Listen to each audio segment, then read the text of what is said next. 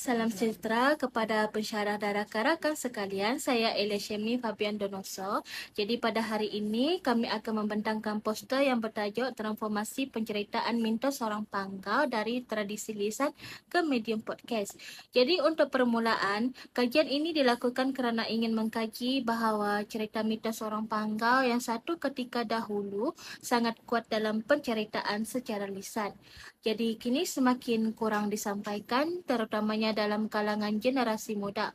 Perubahan zaman dan perkembangan teknologi telah mengubah cara masyarakat menerima maklumat. Jika dahulu cerita disampaikan melalui percakapan secara langsung dalam keluarga atau komuniti, jadi kini yang lebih banyak berpindah kepada platform digital seperti podcast. Jadi kajian ini ingin melihat sama ada perubahan ini memberi kesan positif atau negatif terhadap pemeliharaan cerita mitos orang Panggau. Jadi untuk objektif kajian ini mempunyai 3 objektif utama.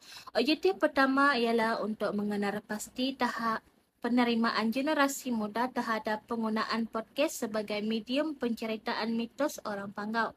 Untuk objektif kedua ialah untuk mengenal pasti faktor-faktor yang menyumbang kepada risiko kehilangan cerita tradisional orang Panggau.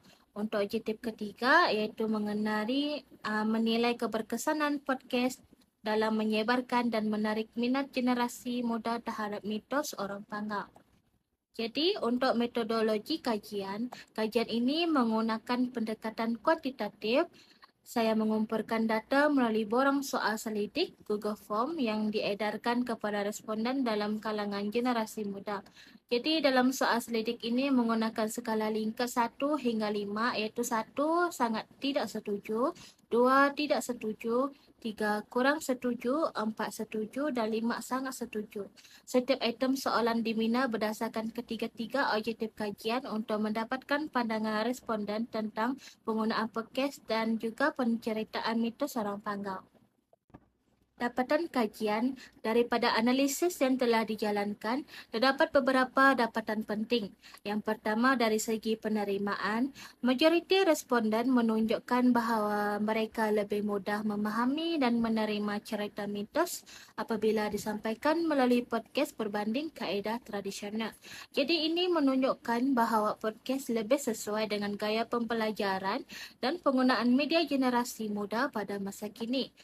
Kedua, dari aspek faktor kehilangan cerita tradisional, kajian ini mendapati bahawa kurangnya penceritaan dalam keluarga serta kurangnya minat generasi muda terhadap cerita lisan menjadi faktor utama yang menyebabkan cerita ini semakin dilupakan.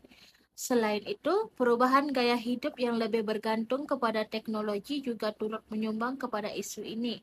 Jadi ketiga, dari segi keberkesanan podcast, dapatan menunjukkan bahawa podcast berjaya menarik minat generasi muda terhadap mitos orang Panggau kerana ia lebih fleksibel, boleh didengar pada bila-bila masa dan lebih menarik dari segi penyampaian audio. Kesimpulannya, kajian ini menunjukkan bahawa podcast mempunyai potensi yang besar sebagai medium alternatif dalam penyampaian cerita mitos orang Panggau kepada generasi muda. Walau begitu, kita juga tidak boleh mengetepikan penceritaan tradisional kerana ia merupakan warisan budaya yang sangat penting dalam identiti masyarakat Iban. Oleh itu, gabungan antara penceritaan tradisional dan platform digital seperti podcast boleh menjadi pendekatan terbaik untuk memastikan warisan ini terus kekal dan relevan. Sekian saja pembentangan daripada saya. Terima kasih atas perhatian semua.